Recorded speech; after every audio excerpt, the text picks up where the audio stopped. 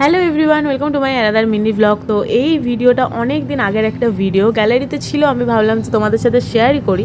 Actually দিনটা ছিল লক্ষ্মী পুজোর দিন, আর আমাদের স্কুলে যেখানে দুর্গা ঠাকুর এসেছিলো, মানে যেখানে দুর্গা পুজো হয়েছে অ্যাকচুয়ালি, তো সেইখানেই লক্ষ্মী পুজো হয়েছে।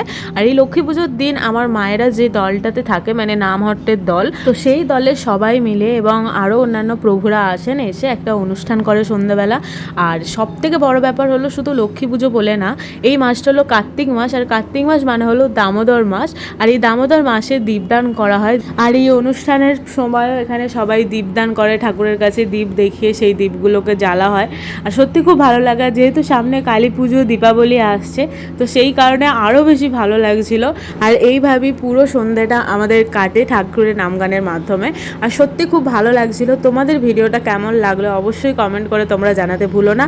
আর এই যে আমি আরও একবার আমাদের মায়েদের যে দলটা, যে নামহাট্টের, সবাইকে তোমাদের সাথে শেয়ার করলাম। তো চলো, দেখা হচ্ছে নেক্সট ভিডিওতে।